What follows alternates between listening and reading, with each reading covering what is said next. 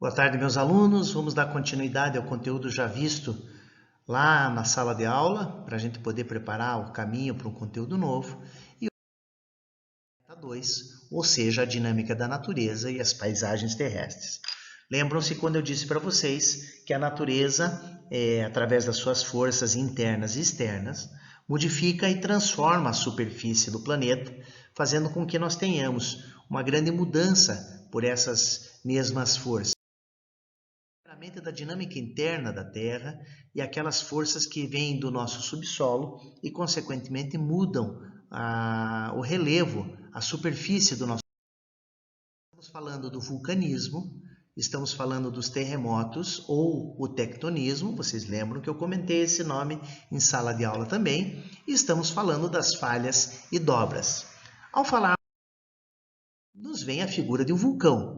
Vulcão que, através da sua cratera, expele aquele magma que vem da pressão do subsolo. Lembra-se que o magma se transforma nesse momento no seu nome e passa a ser chamado lava.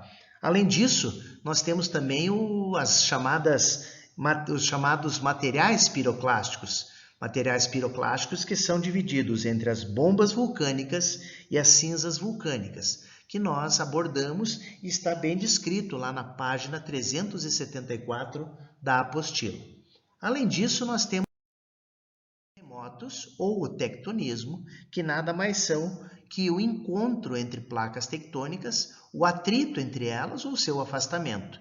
Lembra que o local na superfície onde você tem o maior desgaste por conta deste movimento é chamado de epicentro.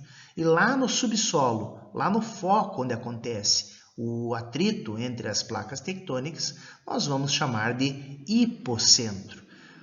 Os terremotos também podem acontecer sob a superfície da água, abaixo da água, e neste caso nós temos a possibilidade de ocorrer um efeito colateral que nós chamamos de tsunami ou maremoto. Outro aspecto importante sobre os terremotos é de que o equipamento que ajuda a medir a intensidade de um terremoto é o chamado sismógrafo. As falhas e dobras, que são pressões realizadas entre duas placas tectônicas, fazendo com que, de maneira vertical ou horizontal, o solo na superfície se dobre.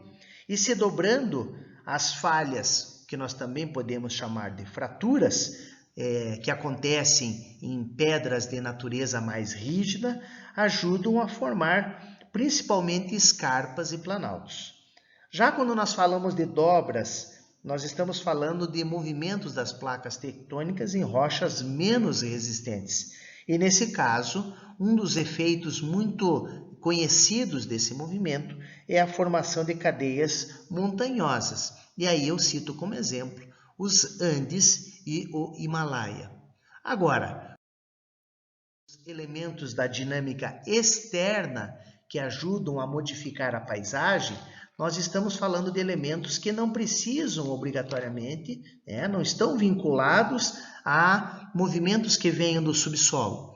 Nós vamos trabalhar a visão do que é intemperismo. Intemperismo que é um processo natural de desgaste e decomposição de rochas e solos que vem a causar por reações químicas e físicas, desencadeadas por diversos agentes naturais, como, por exemplo, a água, o calor do sol, a força dos ventos ou até seres vivos, a mudança, a transformação da superfície do nosso planeta. Esse intemperismo ele pode ser físico, ele pode ser químico, ele pode ser biológico, através de processos erosivos, dos quais eu vou falar. O primeiro processo que eu gostaria de abordar é a chamada erosão pelas águas da chuva, ou a chamada erosão pluvial. Aí, como nós observamos na imagem, a água infiltra no solo, decompõe a rocha, desintegra esse material, fazendo com que nós temos a produção, ao longo de dezenas, centenas, eventualmente milhares de anos, de camada de solo,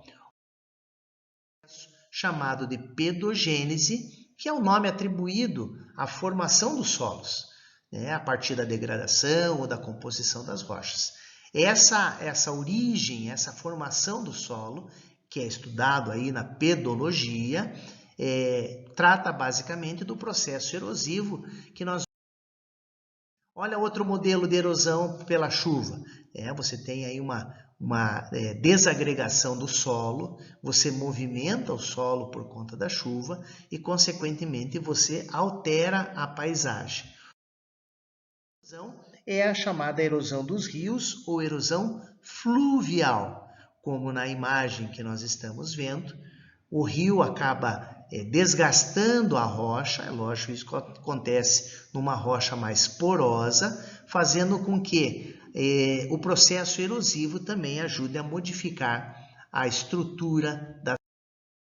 Temos também a erosão causada pela água congelada, né, pelas geleiras. Vocês vão se lembrar que eu mandei um vídeo muito interessante alguns dias atrás, tratando do movimento das geleiras. Mas neste caso da imagem, nós temos o processo que a física explica, que é a expansão do volume da água no estado sólido, quando congelada, trincando e quebrando uma rocha. Erosão causada pelos ventos, e aí eu trago a imagem extremamente tradicional aqui do Paraná, ali próximo de Ponta Grossa, da nossa Vila Velha, onde o vento também tem um elemento importante ao carregar partículas sólidas que, através do atrito, vão desgastando aquelas rochas que são mais possíveis de desgaste, né? Fazendo com que modifique também o solo. Outro aspecto importante é a erosão marinha, que pode acontecer nesta foto, como estou mandando, onde ela vai desgastando o solo das costas, fazendo com que elas vão sendo depositadas sobre as ondas, sobre a água, modificando também o relevo, que eu trouxe durante as nossas aulas lá da Ilha do Mel, onde a retirada de areia num determinado ponto pelo movimento das marés ou pelas correntes marítimas faz com que haja uma modificação do espaço geográfico. Temos a ação humana, que por conta das suas atividades industriais e comerciais, movimenta grandes porções de terra de um lado para outro, seja para a mineração, seja para a construção civil. Assim, a nossa abordagem, e eu lembro a vocês que existe uma tarefa que será postada lá no portal do aluno, quando nós estabelecemos as metas, das quais eu vou publicar as correções a seguir. Muito obrigado e nos encontramos na meta número 3.